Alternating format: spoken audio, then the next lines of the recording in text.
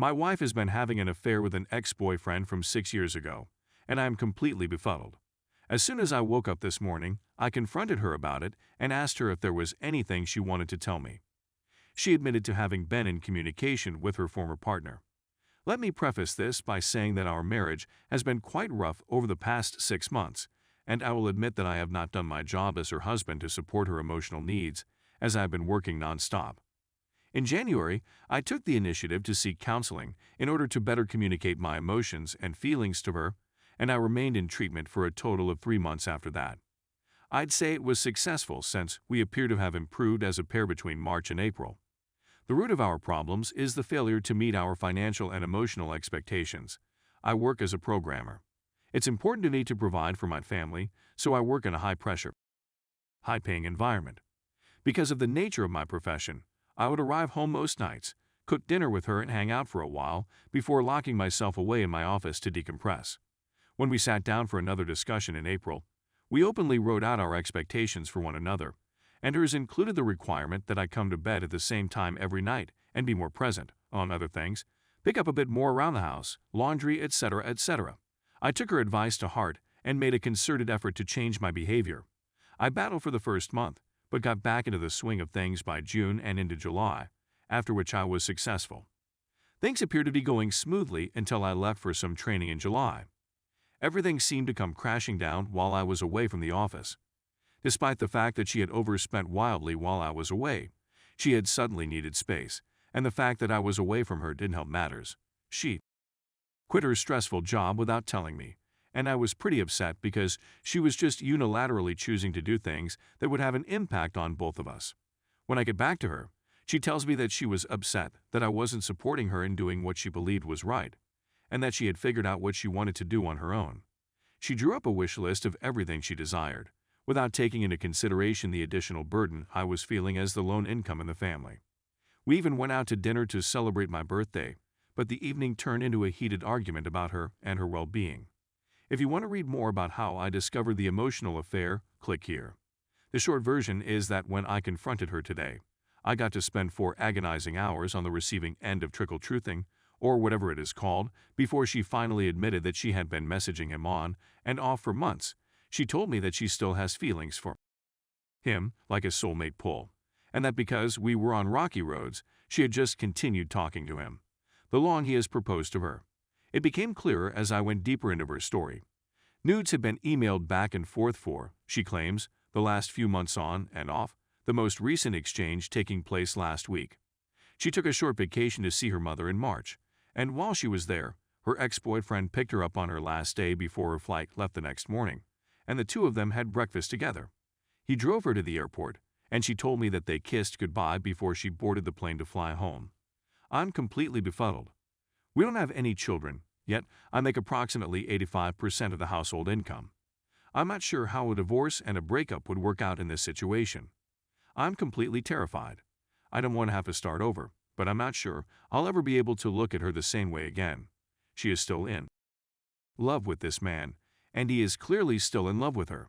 I reached out to the AP fiancé and informed her of this. Of course, AP is denying the nudes, kissing, and other such activities.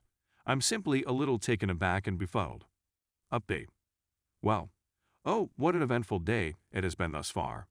The comments on my last article have been read, and I thank you everyone for taking the time to express your thoughts. The common consensus is that I should proceed with caution and reduce my losses. If she couldn't even walk on a gravel road a year and a half after we began dating, how could we ever hope to ever get over the mountains that would inevitably develop in a lifetime relationship like this? At the moment, I'm leaning more toward that option. I'll admit that I'm still a bit disoriented, but I'm making a concerted effort to find my way out of this mess. After that, my wife and I had a talk, during which I cross-checked what she was saying to me with what the girlfriend of the AP had told me. The majority of what she said matched up, except that the AP was vehemently disputing everything. A new piece of information had emerged. My wife had communicated with AP after confirming the dates of her trip to see her mother. I had spoken with her mother, and with the exception of the morning of her flight, my wife had engaged in the activities she had stated she would do with her mother while in town. His work schedule coincided, she had inquired, and it appears that it did, so they drove around and smoked weed and spoke, And then when he dropped her off at the airport, he inquired, "Where's my kiss?" She responded by explaining that she had met him in the middle, which he thought was amusing. She appears to be remorseful, and I'm confident that some of it is genuine. In fact, I was convinced that a lot more of it was genuine until she said that she has realized what she did, to which I responded by saying that the fact is that I practically paid for her to go out and kiss another person. She is emphatic that nothing more happened after the kissing. However, only she and AP are aware of what really transpired, and I've dug and probed, and the answer has always been the same. Nothing else occurred. Next, the following steps will be implemented. In my conversation with a divorce attorney, he estimated that it would cost me roughly $1.5K to have the documentation for a no-fault divorce made up. Is going no-fault the better choice, or should I pursue the at-fault option instead? I don't have much proof, except that a screenshot of her snap streak and an image of the individual. And so I went online and found instructions on how to handle the 180, and I'm following them to the letter. She mentioned that she wanted me to feel angry, outraged, and all of the rest of it in order that she would know that I wanted this relationship to continue. As a consequence, I'm unsure of what to do or how to treat her on a consistent basis, since my wants fluctuate from 1 hour to the next. She keeps repeating "I love you" to me despite the fact that I don't feel the same way about her at the present. Is it okay for me to not respond in kind? Also, according to the 180, I should refrain from discussing or bringing up the subject of the relationship, the future, or anything else. That I should only bring it up when she is ready. Because she should be the one driving the cart and putting in the effort. It is not my responsibility to force her to change. Not sure. I'm still a bit dazed and confused. Update 1. Well, my family, I've done it! I informed her of my desire to separate. As a result, I was subjected to what was arguably the most extreme gaslighting and psychological manipulation I had ever experienced in my life. Somehow, she has twisted things in her mind so that I am the bad guy for not wishing to try to reconcile with her, that I don't think our marriage is worth it. Whatever it is that helps her sleep at night, I suppose. When I woke up this morning, I found a text from her grandma waiting for me, in which she expressed how surprised she was to learn that my affection for her granddaughter was too thin to help us work through this situation. That I did not cheat on my wife, but that her granddaughter did.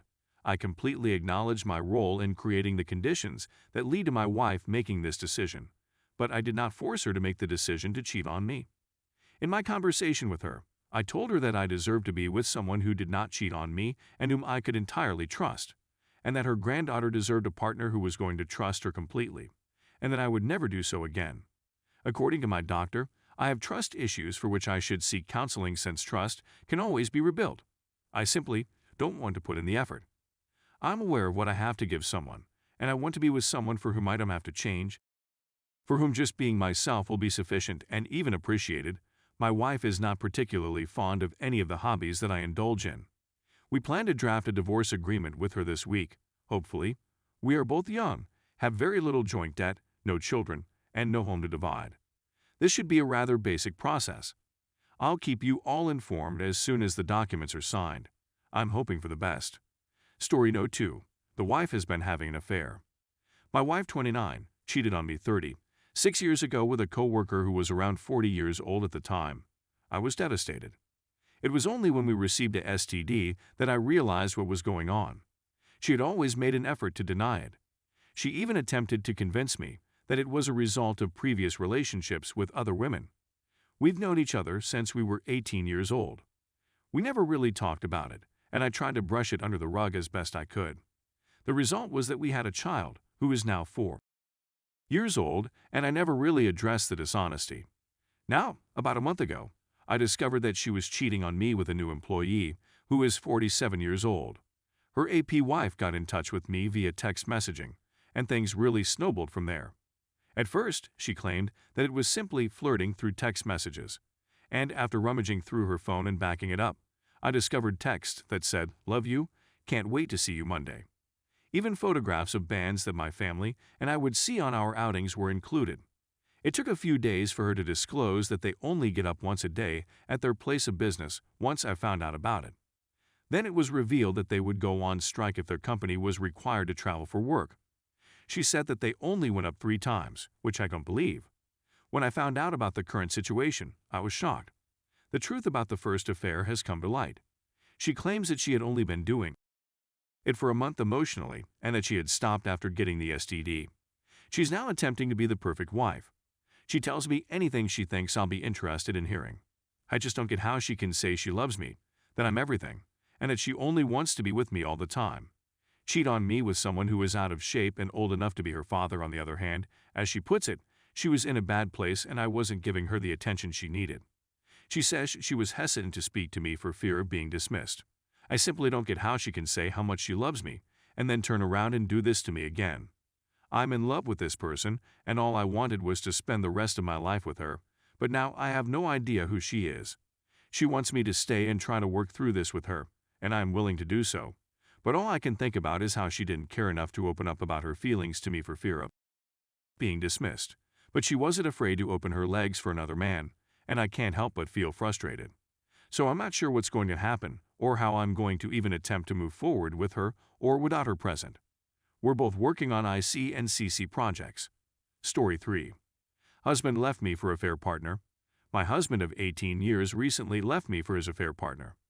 He initially told me around October 1st that he was having doubts about our relationship and felt like he loved me but was not in love with me.